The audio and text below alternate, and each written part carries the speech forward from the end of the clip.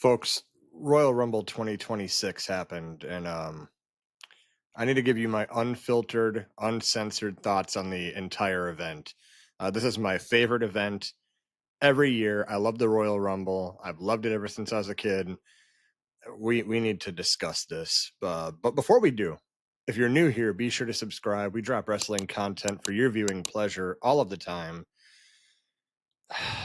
Hit the like and notification bell. I can't think, guys. I'm sorry. Just support the channel.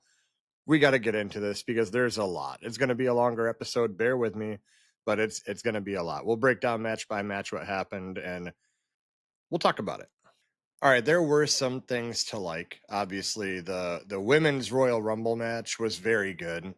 Um, I'm not saying this was a terrible PLE, but some of the booking decisions just makes you think like, what are we doing? But let's start with the women's Rumble.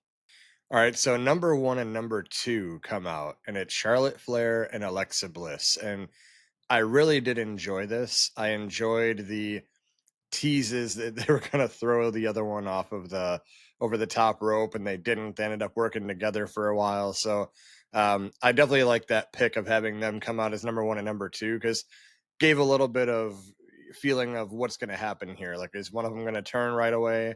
Charlotte was looking at that WrestleMania sign, so you're like, yeah, something. She's got her eyes on the prize, but she did not turn heel. She did not turn on Alexa, which I thought would happen anyway. But it was cool to see that. Kiana James was out third, and I want to point out she was in the Rumble for 28 minutes, and I think most of that time was laying down in the corner. So, I mean, sometimes in the Rumble, when all they're going to do is lay around anyway, and you serve no purpose in progressing the Rumble match, just get them out of there. Like, what? I mean, I don't understand it. Like, to be in the Rumble, you're getting paid to be in the match. You just lay there for 30 minutes, like that's most of your time. So, it is what it is. Just something I noticed where I'm like, why don't you just throw her out? Like she has no purpose beyond laying there. Very nice to see NXT stars. Lola Vice came in there, Sol Ruca, JC Jane, Kalani Jordan. It was nice to see a lot of different talent coming in, showing what they can do. Bring people's eyes to NXT maybe. Jordan Grace came in. She eliminated 3 people. And she did very good. She was eliminated by Lash Legend, who, by the way, came out a little bit later. And Lash Legend was built like a monster, like she should be. Like she is very good at the role she plays. She looked dominant. No one could take her on. She eliminated 5 people, and I mean, all of them were big names. She eliminated Jordan Grace, Charlotte Flair, Io Sky, and the Bella Twins. So I mean, it wasn't like she was eliminating Kiana James, but she was awesome. I love seeing Lash Legend showcased. I would like to see her break away from Nia soon. I know that they're having her with an experienced person, but Nia is not like a top list you know character on screen. I'm not saying she's not good at what she does by any means, but as far as character and all that, I never cared about Nia Jax's character. So if she's trying to teach Lash Legend, that's interesting. But Lash Legend can go in the ring. I would love to see her go against like Jade Cargill, Bianca Belair, Jordan Grace. Those would be really good powerhouse matchups, and she should be treated as such moving forward. She should be in the title picture. She should be involved in a lot of the main stories because she's awesome. I loved Lash Legend in the match. Sol Ruca is one of those two that she had 50 minutes in this match. Just short of, I think Charlotte Flair was the Iron Woman because she had 59 minutes. But at 50 minutes, Sol Ruca was doing her thing. A lot of spots. It was a spot fest for her. The Soul Snatcher on different areas that she was doing was really dope. She's ready for the main roster. I don't think she's one now. Forgive me, I don't watch NXT regularly, like MVP on the show. But Sol Ruca, I don't believe has won an NXT championship. I would like to see her win some more gold down there, especially right now. Don't call her up to get lost in the shuffle. We already have 15 main eventers in the tag title scene. no one going up against Julia or Jade. And I think they really need to revamp what they're doing in the women's area in the division, and then call up like Sol Ruca and JC Jane, maybe like these people. Don't get them lost in the sauce when they come up here. Like let them marinate a little bit more. Figure out your division, how many people are going to be in this tag team division, and you go from there. But Sol Ruca was awesome. I did like the Judgment Day stuff. I think that Roxanne Perez did really good out there. She's out there for about 22 minutes.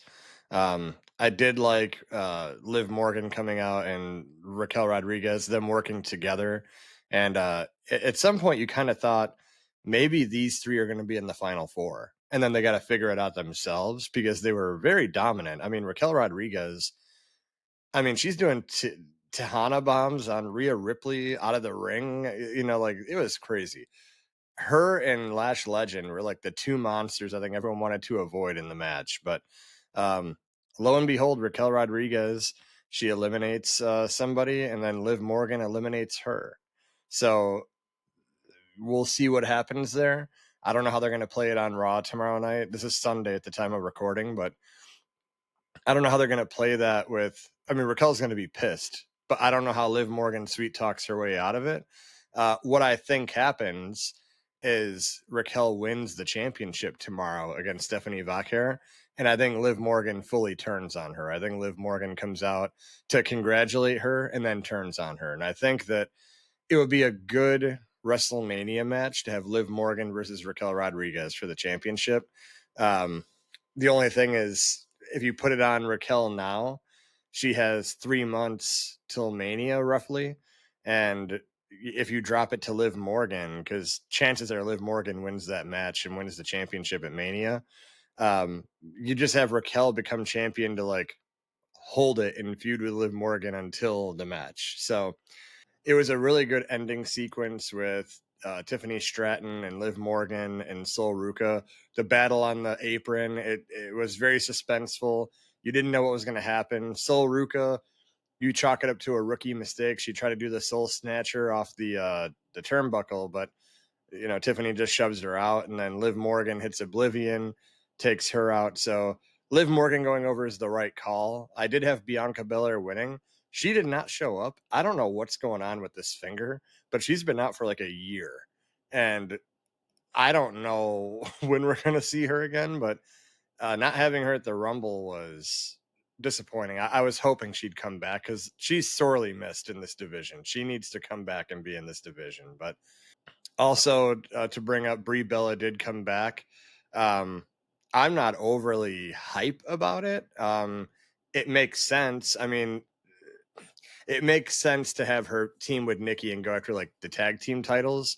The problem is those tag team titles don't have a lot of established tag teams. They're just superstars put together. They're not like the Bella twins are like the only one in there that's like a true tag team versus like the Kabuki Warriors is also that. But um, everyone else is just kind of put together and doing their thing, and it's fine. But the other titles are needing some attention. But overall, the women's Rumble was very good. Um, I'll get to which Rumble match was better later in the video, but yeah, I definitely like the women's one. Big improvement over last year. The right candidate won that we all wanted to. Um, Charlotte, she did win the Iron Man or the Iron Woman award, which she did great. She was involved in a lot of the big moments. I did like when she accidentally eliminates Alexa Bliss and she looks so distraught. She's so sad.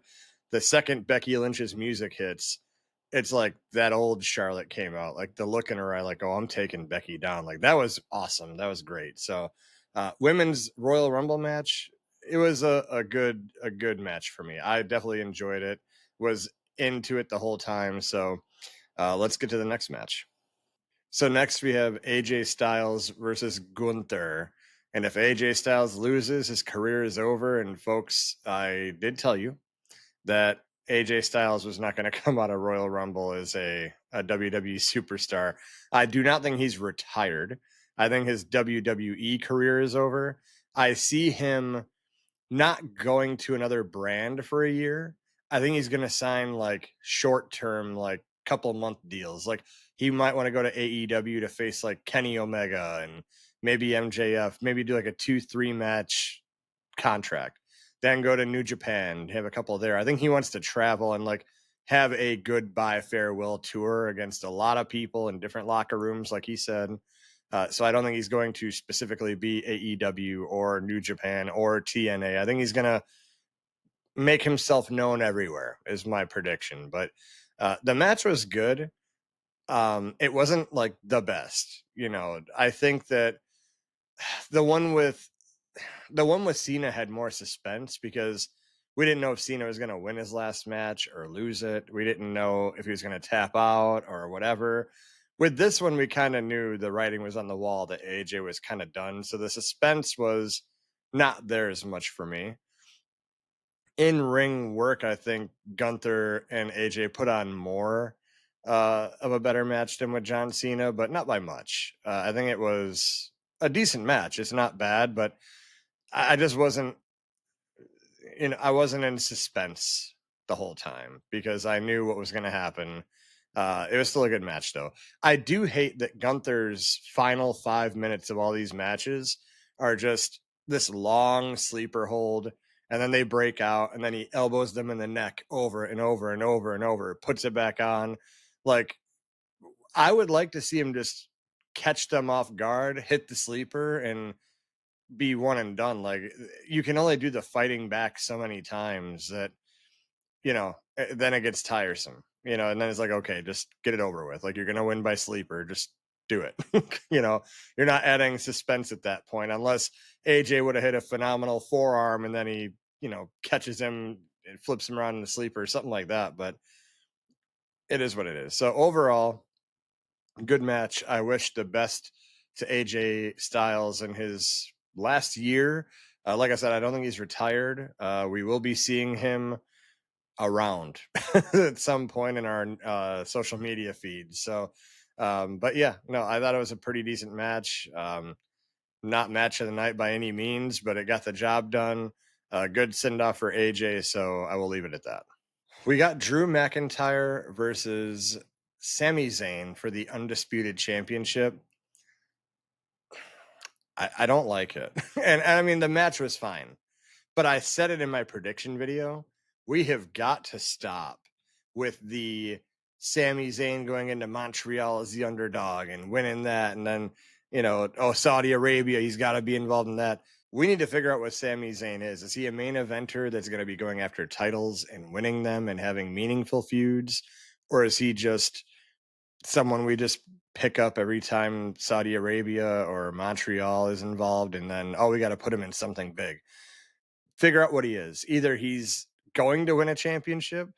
I mean, this is like the third time he's teased going for it, and the hopes are building, and then nothing happens.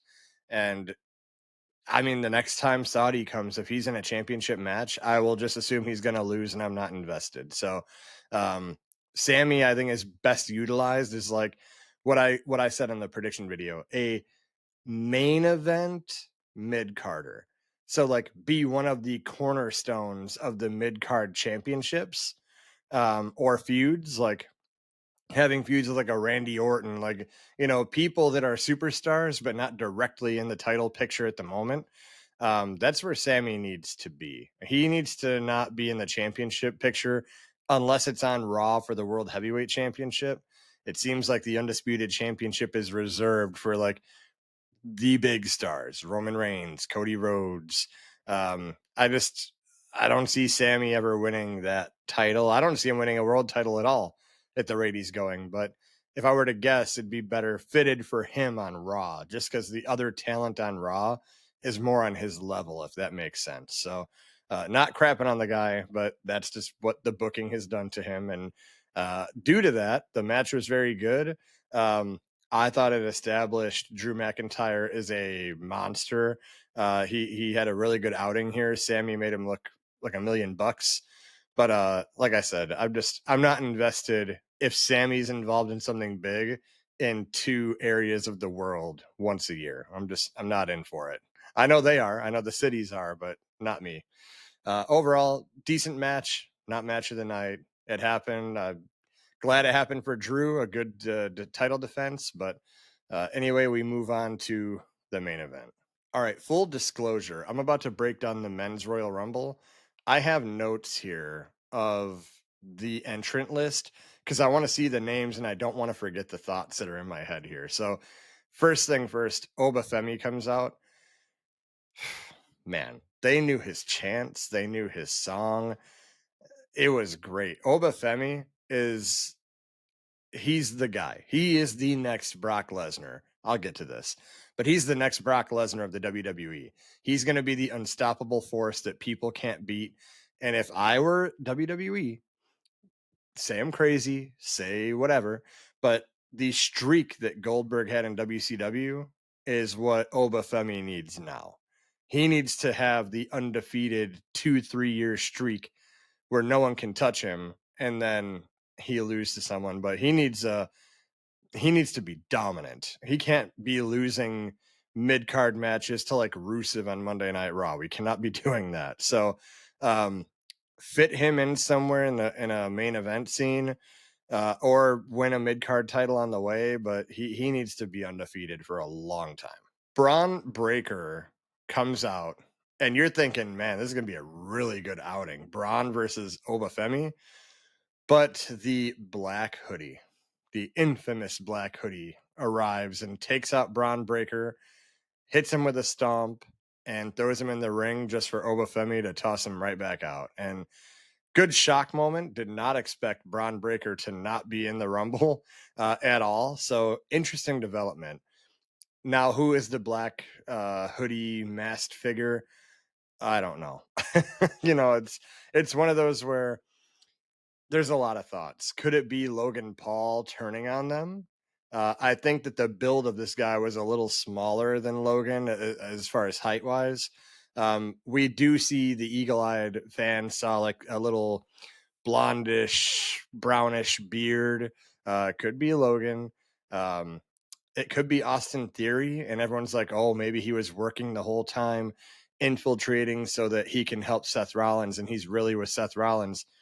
Then why align him with them to begin with? Because if he's just going to come out and attack Braun Breaker in a hoodie, he could have just done that from the beginning and never joined them. Infiltrating them did nothing because Seth Rollins already has hate for them. So if it is Austin Theory, that is terrible. It should not be him. I mean, there was no reason for him to join the Vision if it was going to be him again. He could have just been attacking him this entire time. But anyway, I don't think it's Austin Theory. Hopefully, maybe Logan Paul, maybe Finn Balor. And I don't know why it would be Finn Balor. Maybe they'll give us a reason, because Finn Balor does have a program with CM Punk right now. But the way he bent down to grab Braun Breaker to put him in the ring is kind of how Finn Balor moves in the ring. The body type fit Finn Balor a little bit more. I had this feeling it was Finn Balor when I saw it. It just, looking at how he acted and did stuff, it was like Finn Balor-esque. It's not Seth Rollins because Seth Rollins is bigger than this guy, unless it's a placeholder and then they reveal it later.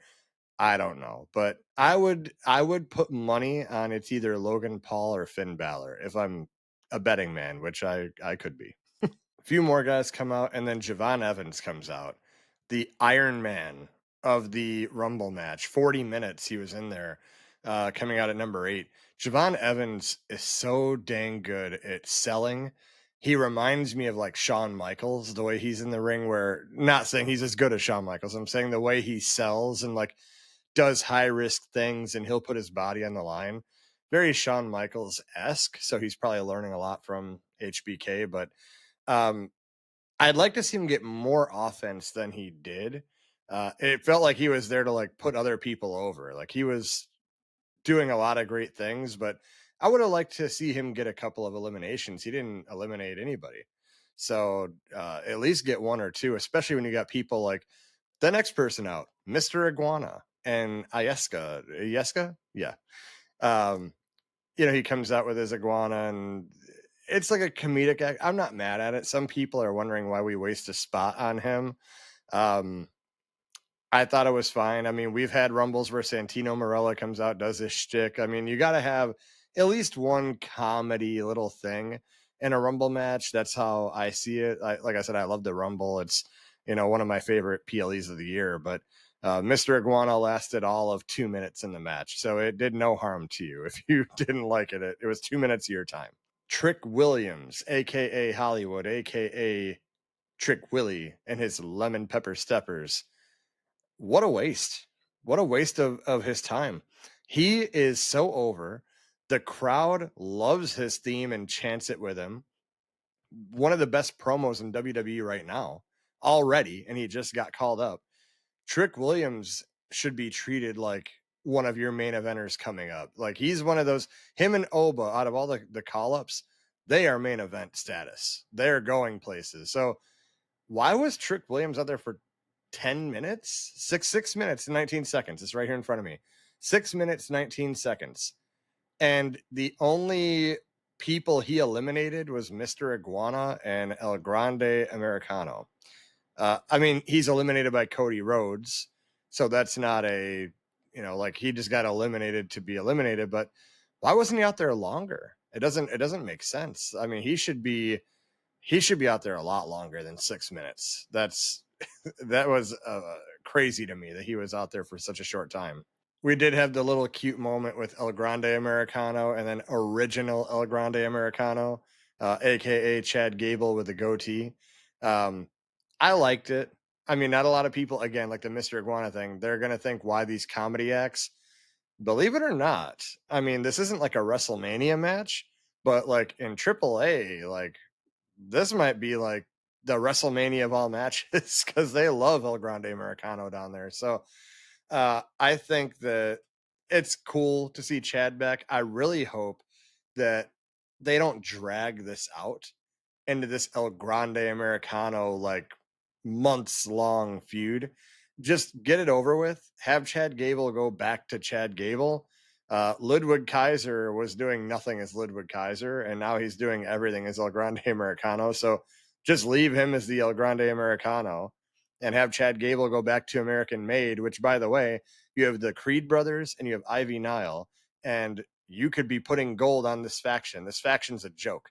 But either way, Chad Gable should go back to being Chad Gable is my point there. We get Powerhouse Hobbs and Royce Keys now. Very nice to see him in the ring. Great debut.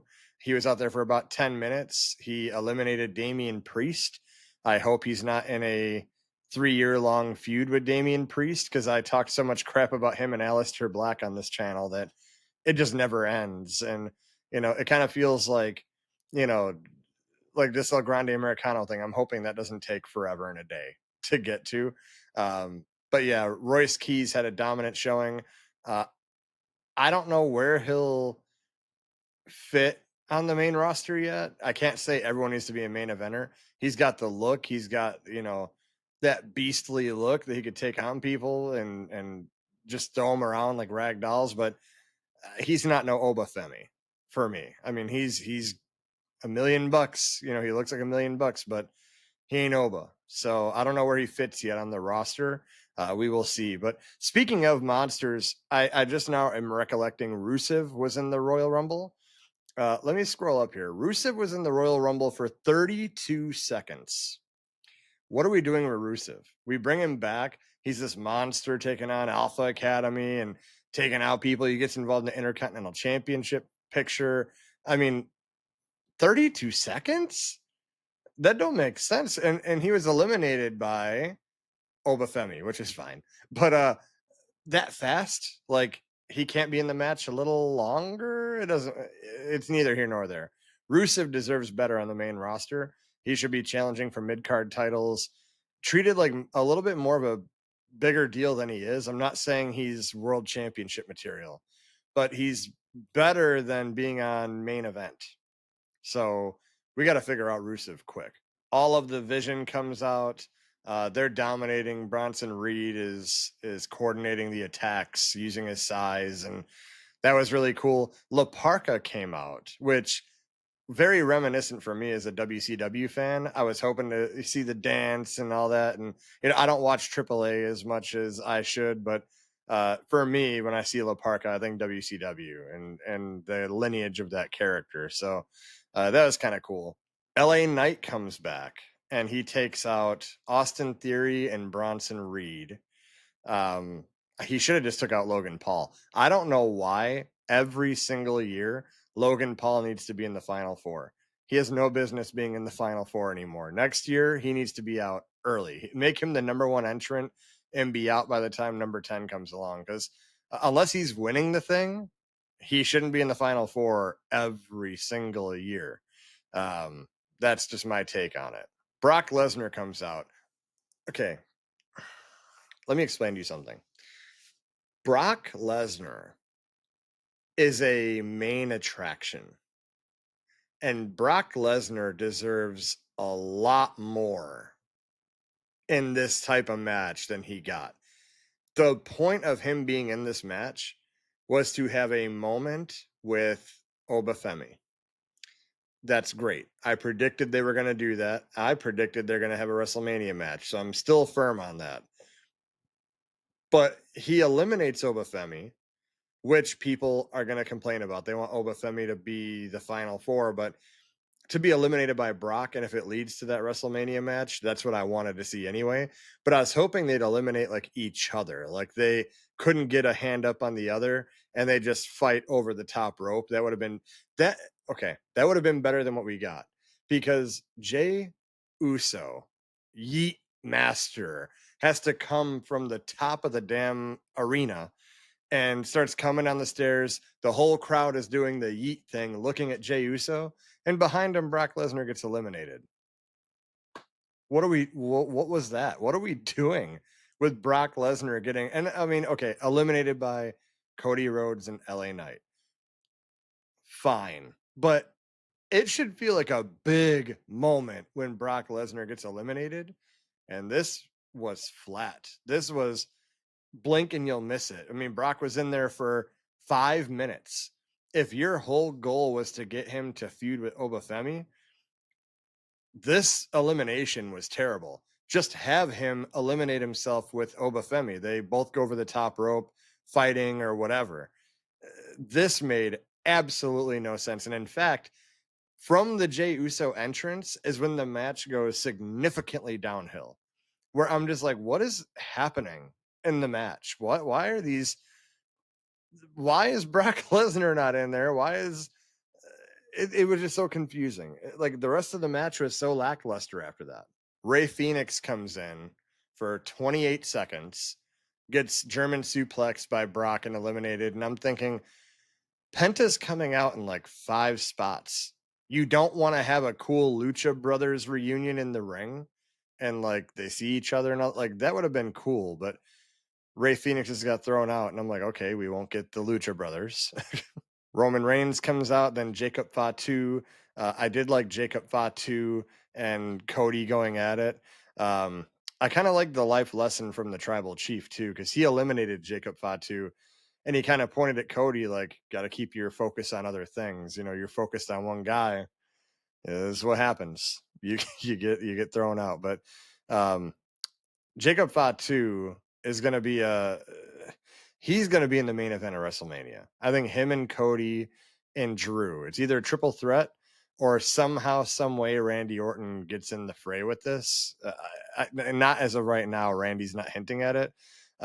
Maybe since Cody Rhodes accidentally hit him with the Cody Cutter in the Rumble, that could lead to him getting involved. But yeah, Jacob Fatu had a decent showing. He came out, did his thing. Cody Rhodes gets taken out by Drew McIntyre. You clearly know where this is going. Drew and Cody are 2 participants in the WrestleMania match. We'll see who else gets added. Jacob Fatu, maybe Randy Orton. But then Gunther comes out.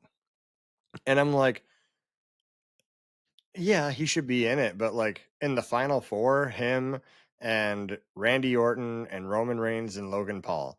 And I'm like, the dude already had a match. He's beat up. Like, he should have came out earlier because clearly his leg was giving up on him. And it was anticlimactic because once Logan Paul got thrown out, then Randy Orton gets thrown out. Gunther and Roman didn't really have like suspenseful ending, if that makes sense. They just kind of try to get a sleeper, try to get a sleeper, spear, throw over the top. It was not like the women's Rumble match where there was like a lot of suspense at the end, like, oh my God, what's going to happen? Or last year when Jay Uso and John Cena battling on the apron, and then, just that one miscalculation and Jay comes back in the ring, kicks John out. Something, right? But the match just, if you watched it, okay, from the point of Jey Uso's entrance is when the energy just deflates out of the match. And it's not there for me, especially, um, having Jey Uso start from the top of the arena or wherever he did. This is the Royal Rumble of all times. Have him just come through the main entrance. Like you have 2 minutes between entrance, right? Like you have 2 minutes before the next guy comes out. By the time Jay got to the ring, the countdown was happening already. And he didn't even have his like moment. Everyone comes in the Rumble for their moment. They have a couple minutes to showcase themselves and, attack people and have their moment. Cody Rhodes talks about his moment with Undertaker in the ring. First Rumble match, and he just goes after Undertaker, right? So to have Jey Uso have his moment be walking down 200 stairs, stupid. Just have him come through the main entrance, but I get it. He's got to do his entrance. The crowd loves it, but it's old. I'm over it. I'm over the whole thing. I mean, I don't take him as a serious main eventer. I just don't. I just see him as the entrance, and he's a tag team champion, and he's what everyone said he is. He's just a tag team specialist. But overall, the the men's rumble was a miss for me. I mean, there were cool moments. I loved Obafemi in it. I love seeing a lot of the newer stars like Javon Evans and Royce Keys comes out, and LA Knight came back, but it just was a miss. I mean, it standard rumble match, nothing to be excited about. Um, Honestly, with Roman Reigns winning and everyone kind of predicted he would, I would have probably ended the night with Liv Morgan winning, but they are in Saudi Arabia. They didn't know how everyone was going to react. But if you're booking, I mean, I would have just booked that or the Drew McIntyre Sami Zayn match, because the men's rumble was not like needed to end the show because it was so anticlimactic. But I did like Roman winning. I assume he goes after CM Punk at WrestleMania. Roman Reigns and CM Punk could be a night two main event. I would like to see them go on night two. I just don't see Roman going.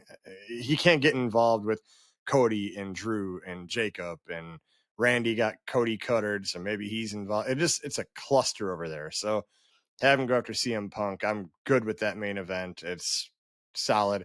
I did like Roman winning because it's safe. It's a safe bet.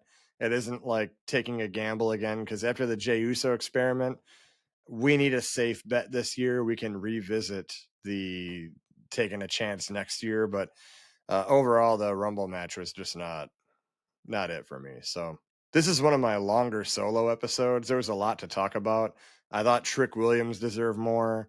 I thought Obafemi and Brock was great until it wasn't. Brock Lesnar getting eliminated for nothing was terrible. I mean, why even have Paul Heyman come out with him? Why do any of the things you did go on Pat McAfee? I'm gonna be in the Rumble. At least be in the Final Four. I would have loved to see Oba and Brock in the Final Four, and they eliminate each other because they're trying to one up the other as far as who's stronger and whatever. But those are all the gripes. I mean, it is what it is. If you agree, drop it in the comments below. What was your favorite parts of the Rumble matches?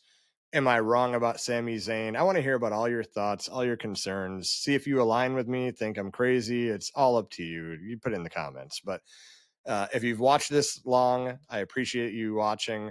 Thank you for the watch time. Make sure you hit subscribe and hit the notification bell. It lets you know whenever we drop new videos. And I do this at the end of every episode. You're going to want to buy merch. You're going to want to buy your favorite sports teams or your favorite wrestler stuff. You can do all that the same way you always do, but if you click the affiliate link in the description box, it just gives a little kickback our way to support the channel, and we would truly appreciate it. So if you like the Royal Rumble, let me know in the comments. And until next time, we'll see you in the next one.